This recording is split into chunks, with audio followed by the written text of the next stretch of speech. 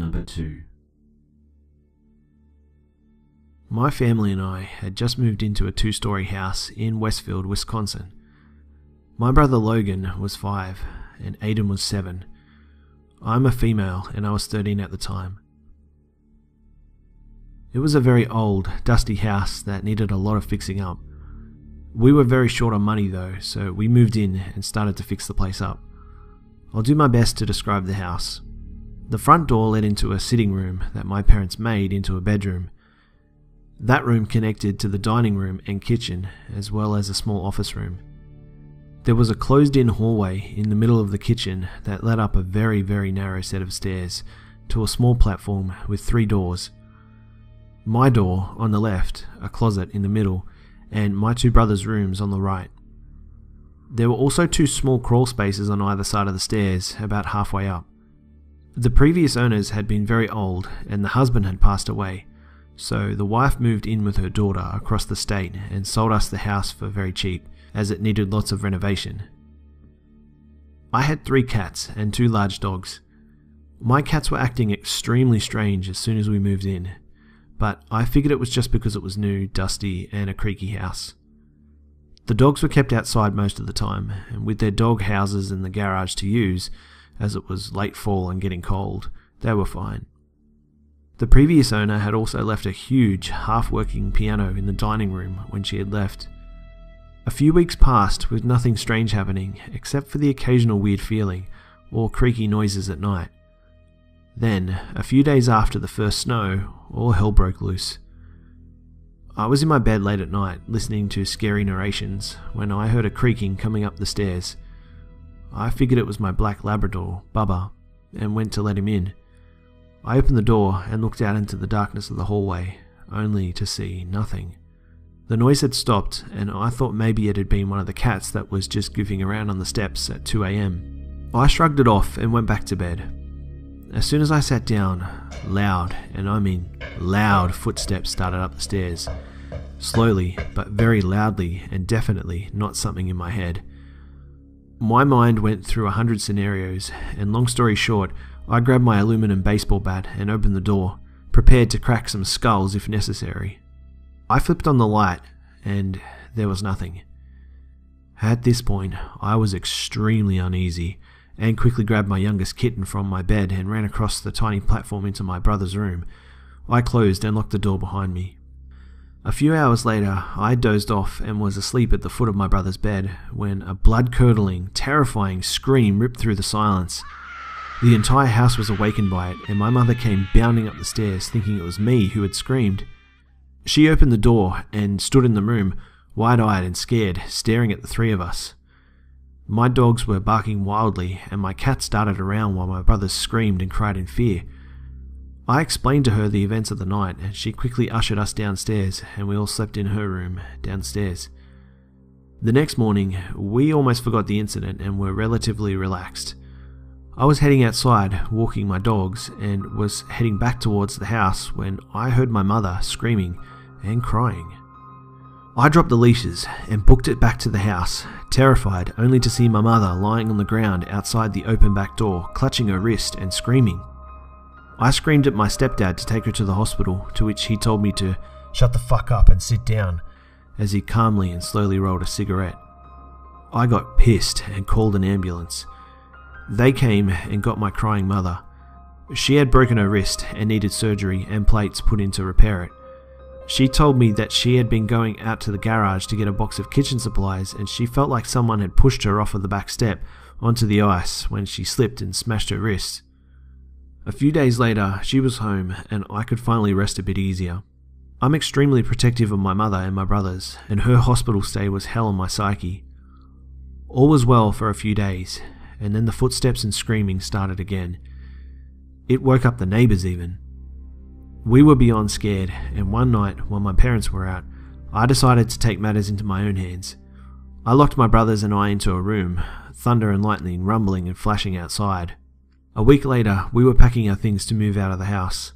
I finally got the courage and curiosity to open those crawl spaces.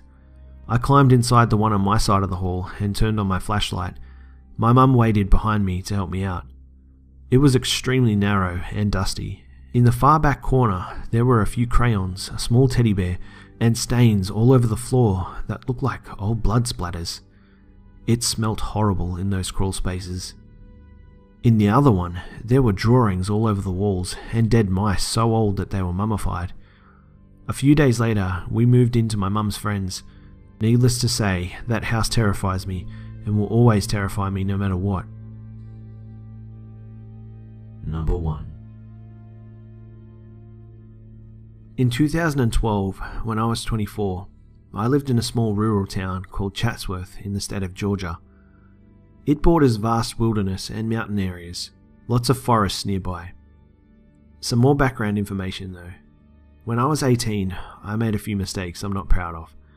I had slept with a 16-year-old girl, and so I have to register as a sex offender for the rest of my life. It's no big deal, but this comes into play later. The only other person I ever associated with who was also a registered offender was a man we called Fred. Fred worked at a carpet mill with me. It's just about the only work to be had in this small town. Fred was older and a bit creepy, but I put up with him because he would drive me to work and drop me off at home quite often. Usually, on my days off, I would go jogging in what we call the circle during the night hours. It's a sidewalked path that circles around the rec centre and swings by the library. I'm not really supposed to be in the proximity because of a nearby school, but there were never any problems, and nobody really bothers anyone where I lived. One day, Fred was driving me home, and he seemed paranoid. He kept watching cars and asking me if I had made the same turns as he did. He was trying to figure out if I was being followed. I told him that I hadn't really noticed. I'm not one of those tough guy types like he was, nor am I prone to any real paranoia. Not then I wasn't anyway. Fred went on to tell me that there were rumours of strange disappearances in Chatsworth and the surrounding cities, particularly sex offenders. I told him, "Relax, dude. You're just being paranoid. People take off and don't register all the time." To which he quickly responded, "Exactly." He was starting to sound a bit crazy, so I just listened and didn't offer any more input. Then he went on to say, "And if no family members report them missing, it's a criminal offence. They take out a warrant on them, not search or rescue. No investigation into the disappearance, like a normal citizen." Then he went on to tell me that he had thought he was being followed a few times by the same vehicle, a dark green SUV, and that one night the GBI had watched his home for the night, informing him that there had been some strange rise in absconders, and that due to this fact, they would be conducting random stakeouts to try and figure out what was happening. I told Fred that they probably just shook him up, and now he was reading too much into it. Then he dropped me off, and I went into my usual routine in my small single-wide trailer. As I browsed on my laptop, it quickly occurred to me that anyone could get online and find all of my information. Where I live, work, past employment, everything. It's all public information, and of course, I already knew that. But if anything was occurring, there would be really no way to escape for me. I shrugged it off. Fred is a bit weird anyway. I don't even know what his offence was, but I doubt it was as innocent as mine. I didn't even want to know. A couple of weeks go by as normal. I had almost forgotten about Fred's weird stalker. Then he told me something that gave me shivers down my spine. We were driving to work, and he was recounting an earlier conversation we had. When I was at his house a week earlier, we had a couple of beers and heard a car engine running outside. He told me it was probably his landlord's generator, that he hears it every night for a while, sometimes several times per night. Well, he told me that he looked outside for some reason, around 4 AM, and there it was, the dark green SUV. It was just sitting in the dark, running in the road. No headlights on, or anything. He said that the noise was the vehicle that had been following him. Then he told me that he thought someone had been in his home while he was at work, that some things were missing, though he wouldn't tell me what. It seemed like they were things he didn't want anyone to know about. He also told me that his landlord confirmed that he hasn't run his generator but a couple of times that whole month. Fred's paranoia got worse, then it got better. At first, I could tell he hadn't been sleeping over the course of many days. He would say things like, "He's toying with me, the fucker, I know it." Then, one day a couple more weeks later, he told me, I guess I lost that psycho. No problems for over a week. Thank God. I was a bit relieved. I don't like to see anyone under that sort of stress, real or imagined. I was afraid. Fred must have been the culprit. I knew it. That paranoid sick freak is now messing with me. A few days after that conversation, and no more mention of it, I had just got back from my usual jog and noticed that my living room light was off. I knew I left it on, but hell, maybe it just blew out. But then as I approached the door, I saw that one of my flower pots had fell off the porch. It looked like it got bumped off. I still didn't think much of it, because there are neighborhood dogs that roam around. Maybe one knocked it off my porch. The front door was still locked, exactly as I left it. But as I entered the home, I knew something was wrong. My laptop was shut. I never shut my laptop because the screen hinge was broken, so I always left it open, but someone else wouldn't know that. I was afraid, but Fred must have been the culprit. I knew it. That paranoid sick freak is now messing with me.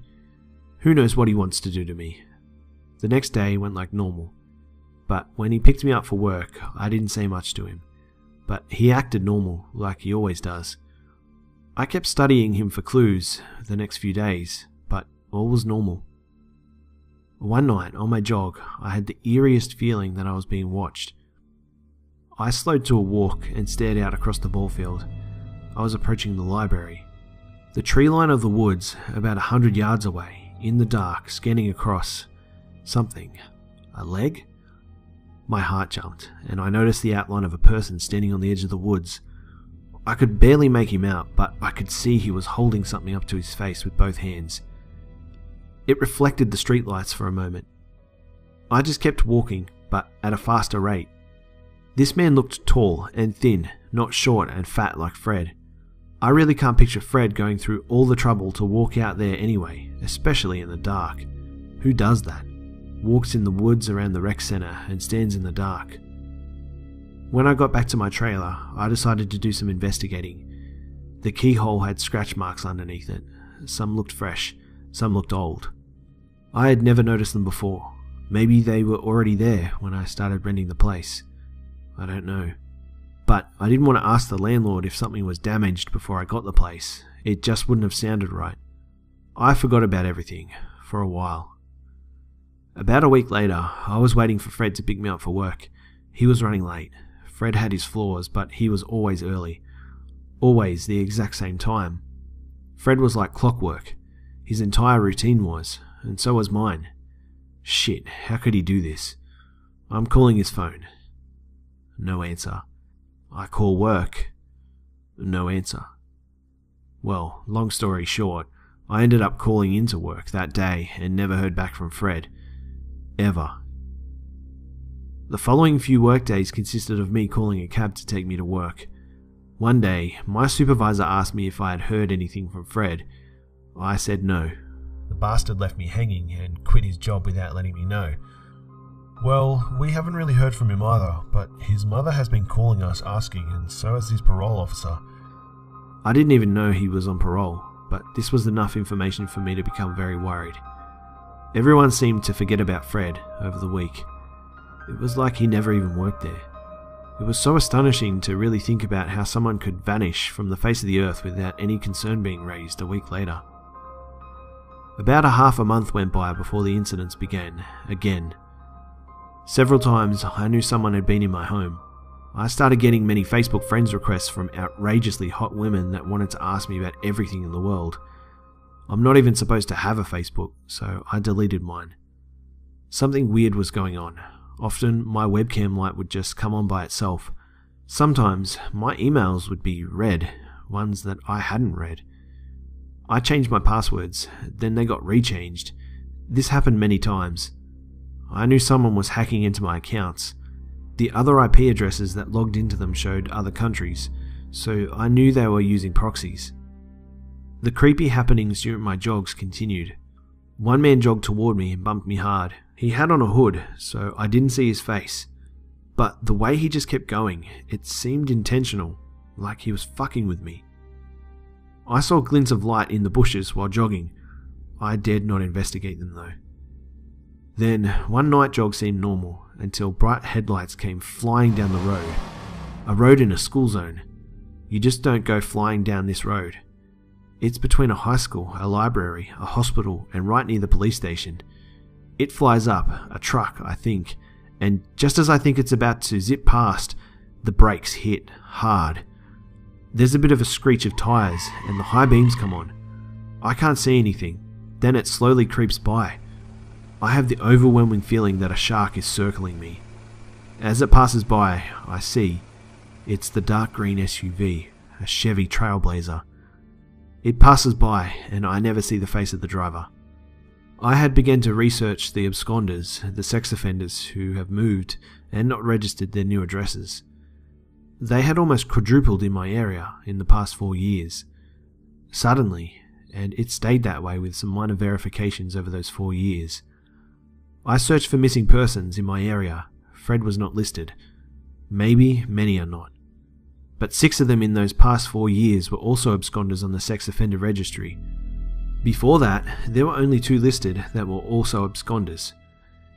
If I went back 3 years before that, no listed missing persons were sex offenders.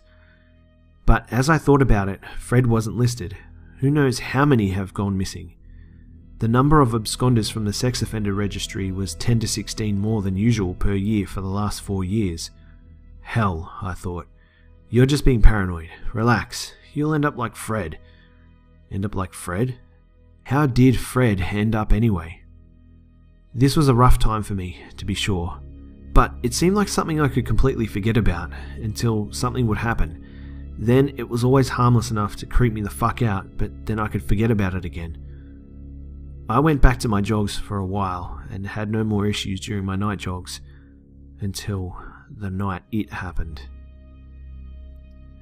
I was approaching the area between the library and the local hospital about 3 a.m. Anyone from Chatsworth will have a clear picture in their mind of this area. Catching my breath, I slowed to a walk, taking in the serene stillness. The cool air was rushing down my throat, and my heartbeat was going fast. I was looking over towards the hospital, the only thing with any activity, but there wasn't anyone outside at the moment. It was so still, so calm, and deserted. Deserted other than the parking lot behind me I'd already passed. Someone had left their vehicle there. The vehicle I saw a couple of minutes previous and paid no mind to. The SUV. I went to turn and see and felt something pop. It hit me right in the butt cheek. A man approached, not walking directly from the vehicle, but from the direction of the woods. I'm shocked, and I look at my now burning numb backside, and a large projectile, like a dart with a coloured fuzzy ending, protruded from my back pocket. I was trying to run away and remove the dart, realising it was stuck in me through my pants. I was fumbling, stumbling. It began to get hard to focus and hard to hold myself up. Everything became heavier, and if I can just make it to the fucking hospital, if I can just get up the road and cross it. I keep looking behind me, then in front of me. He's getting closer, and the road seems further and further. I just can't make it to the damn road. How can I even get to the hill leading up to it? What am I doing? Where am I? Things keep getting more and more distant. I have some vague memories, I think, of being carried, of being rolled onto something metal that I'm laying against. Something with wheels at the bottom, but upright. Some vague memories of sitting in a passenger seat watching streetlights go by. Then lots of trees. Lots of trees for a while. Dirt roads, mountain roads, being rolled onto something again. Someone talking to himself. Maybe to me? I can't tell. Everything is just so incoherent. I have some dreams, though I can't remember them. Aside from that, they were very weird. I awaken and it's still night. What? No, I can't remember it being daylight. What? Daylight in the woods? When? I'm just totally out of it. I'm restrained to a tree. My pants were wet. Yes, I urinated on myself, apparently. My hands are restrained, above my head. My feet are fastened together into the tree. I'm very hungry. Has a whole day gone by? I'm sore in multiple places. I can tell I've been beaten a bit. After coming to my senses, I realize I'm on a trail, tied to a tree. There's a table set up in front of me, with knives laid out. A sign hanging above the table, on a tree just in front of me. After spending some quiet time trying to read in the dark, I saw that it read something along the lines of, "Don't worry, I will return." I was scared to fucking death. I've never gone through something like this before or since. I'm really a nice guy. I would never intentionally hurt anyone. Why is this happening to me? I'm hyperventilating and freaking out. I cry and scream. No use. Every forest sound must be him. Then it isn't. I can't tell what time it is or how long I wait. I can't get loose because I feel so weak and nothing seems to be working. Eventually, I hear the sound of an engine. I scream, "Help me!" as loud as I can, but the sound just goes away. Time just keeps going on, and then I get that overwhelming creepy feeling again, like someone is coming for me. Yeah, that feeling I've been feeling all this time. I was being stalked. It is like the feeling of absolute evil in the shadows of the unknown. I know it's him, he's nearby. And suddenly, I hear a man's voice. "Awake yet?" I don't say anything. I'm not asleep, just not saying anything. It's dark though, and I guess he couldn't see me. "Fuck, I guess I killed him already. Now what the fuck am I gonna do?" He said it so matter-of-factly, like he was just pissed because he lost something and didn't have anything to do. He sets down a backpack and pulls out a package, a sack of something. It's rolling tobacco. He sits against the tree and rolls a cigarette. He's tall and skinny, but something he gives off is menacing. It's like how some guys you don't want to mess with because they're big guys, but then there's those few that are small guys, but you just know not to fuck with them. He was one of those. He wasn't big, but I could just tell he was a very intimidating guy. I could smell his cologne as he sat there, checking his phone. He was cussing something about a woman he was texting, or when she would meet him, or if she was done with him. I think he mentioned 2 different ones, but I can't remember. Eventually, I have that familiar stinging burn in my sinuses. Oh fuck, I have to sneeze. It happens. I sneeze hard, and the man jumps on his feet, walking over, glaring to investigate. I see his eyes light up with a demonic-like enjoyment. Not like he's insane crazy, just really excited. No, this guy was in total control. Total control of everything. He knew exactly what he was doing and had done this enough to be used to it. "Oh good, you're awake. Still groggy?" It's still hard to remember all of it, but he went on having a very long conversation with me. He did almost all of the talking, and it pretty much involved completely around him. He said that he had already taken my friend. He told me that there had been 28 others before me. He talked as if this made him look like a god, because when we're this far out, the world doesn't exist and that we are the only 2 people there are. That when he becomes the most important person, to me, he is the most important person that exists. I could tell he was getting a high from this. It was like crack to him. But he was completely in control, not a crazed-like lunatic. He bragged a lot about how smart he was, how he would use his spyware to watch me at home, how he has been in my home many times, how he knew everything about me. It was like I was talking to Satan himself. He was cunning and in control, drunk with power. I was afraid, and he was getting off on it. I also remember that he had a lot of hairspray, or perhaps mousse. He was a white man in maybe his mid-20s. His hair was dark brown or black, and he did it with these distinctive spikes or bangs. His eyes lit up with total evil when he was happy, glowing with anticipation and malice. As the night went on, I told him I'm not a bad guy, that I don't deserve this, that he had the wrong idea, the wrong person. He explained to me that he didn't care. He thought it was funny that I didn't understand. He wasn't mad at me, no. It would have been much better if it were someone angry with me. He was doing this for his enjoyment. I went on. "What are you going to do to me? Please. I won't tell anyone, I promise." He pulls out a knife, shaped like a hook, then tells me that he will turn my face into a work of art. Then that he would eventually be done with me.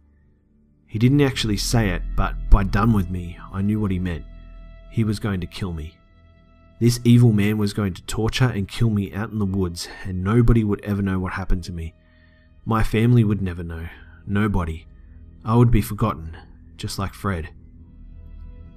I'm sorry I don't remember all the exact words. I still felt heavily drugged, and perhaps my mind tries to block out some of those terrifying memories, but I know that he began to cut the left side of my face, slowly, and held my head still. He was savouring the moment, I could tell. He was trying to take his time and holding his urges back. I don't remember if he told me this, or maybe I just knew. Eventually, he said he wanted to save some for later. He unlatched me, let me drink from some bottled water, then gave me a candy bar. After crouching down for a while and gathering my strength, he let me take a piss. He told me, "Don't even think about running." I didn't have the energy to anyway. It hadn't even occurred to me. This guy was being so normal with me, I thought he may have just let me go, or at least trust me a bit. How could he be so normal with me, and not? Right or wrong? No, he latched me back up in the dark. He fumbled around a bit. I could tell he was having trouble. The only time I ever saw him have trouble with anything. I don't remember him leaving or me falling asleep. Maybe I fainted. I awoke and it was daylight. He wasn't there. The table and duffel bag he kept his knives in were still there. The sign was gone. Maybe he took it down last night. I honestly don't remember. But wait, I'm in a kneeling position. Feet still strapped.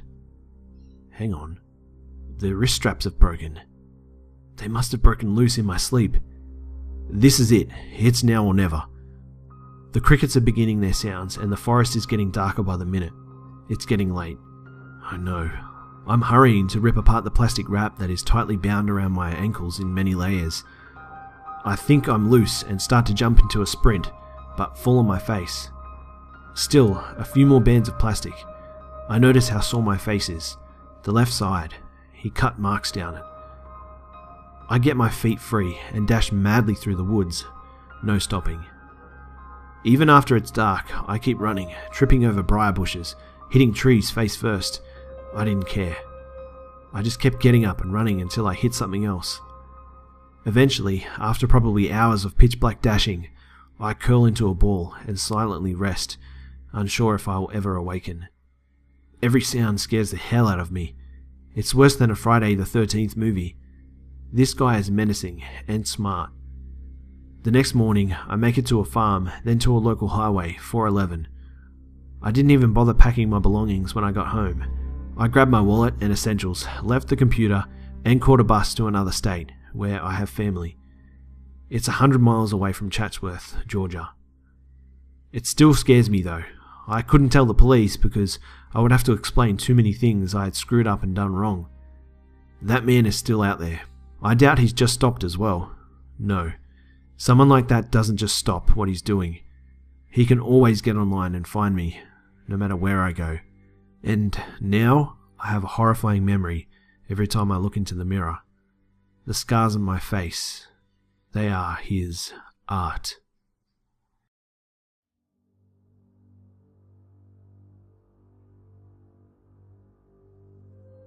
G'day mates, it's B-Buster here. Well, I hope you enjoyed the video guys. Thanks again to the Hive members that bravely shared their stories for us all here. And for the chance to have your story feature in a video, you can send your stories to my email, which is in the description below. And keep them coming guys, as this channel relies upon your stories to continue. And just to let you guys know, I'm going to try and begin working on my second channel next week. I'll be trying to develop a consistent routine alongside this channel, and I have some ideas about how to construct my week to make the most out of both channels. But this channel will always be my main channel, so don't go worrying that I'll just become another gaming YouTuber or something. As always guys, it would be awesome if you could like, share, comment and subscribe if you're new. Don't forget to follow me on Facebook, Twitter and Instagram for updates throughout the week. Thanks again for tuning in guys, and I'll see you mates in the next one.